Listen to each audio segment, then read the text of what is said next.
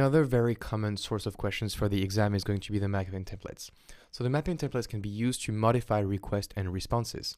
And we can do rename parameters, modify the body content, add headers, and map JSON to XML if we wanted to for sending to backend or back to the client.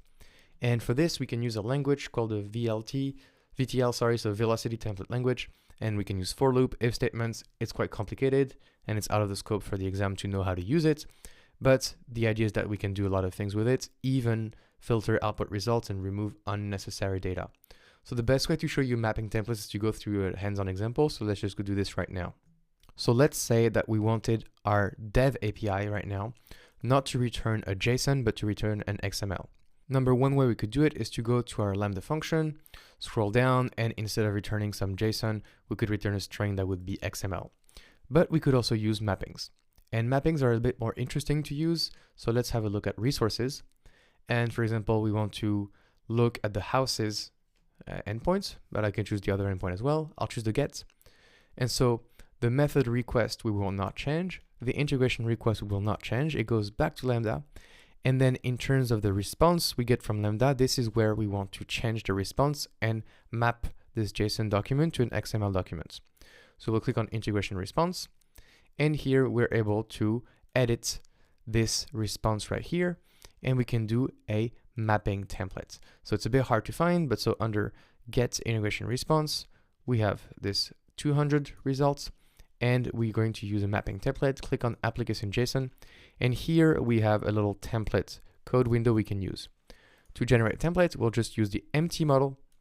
And so the empty model sets the base for us to change the inputs. The outputs. And so what we get is this input root variable, which is going to be what is sent back by the client. So the client sends back, we have beautiful houses. And so we want to have this as an XML document. So for example, we can literally write XML and say XML response, and then we can just do body. And the body is going to be the body field right here. So we can access it using $ input root, because we've defined that variable above. So input root dot body, and we could even use the response code as well. So the status code as a XML field, because why not? So here we have mapped our response, body, and status code, and we've extracted it using this mapping template, not for you to know, but just for you to see how it works.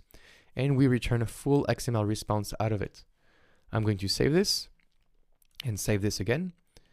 And now if we go to houses and we do a test and scroll down, test our function, we see that the response body is going to be this XML response, which is pretty awesome. Actually, I missed out. I left the curling brackets. So let's go back to how to get. It's always good to make mistakes once in a while. So I'll go back here to my mapping templates, click on application JSON, and I need to just remove these opening curly brackets. And not to miss, you need to click on save in the bottom first to save the mapping template. Then you can save the whole integration response. We go back now. If we test our function and test again, we see that the response body is a pure XML. So now we've done changes in the resources, but again, if we go to our stage dev and refresh this, we obviously don't see anything change because we haven't deployed the changes. So let's go ahead and action, deploy the API. I'll deploy it to dev, and I'll say change outputs to XML. Click on deploy.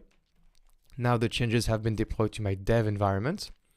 And so if I go back to my dev environment and I refresh this page, we now see that we get an XML response out of my /dev/houses. And so my dev environment responds to me with XML, while if I go to prod, just quickly, we still see that we have the JSON document we had from before.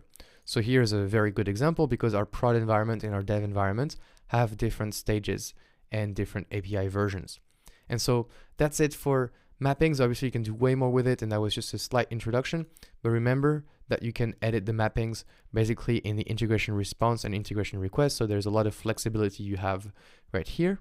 And so you can basically control your outputs and maybe change JSON to XML just in case you need XML for whatever reason. So that's it for this mapping introduction. I hope that makes sense. It's a bit complicated sometimes, I know, and I will see you in the next lecture.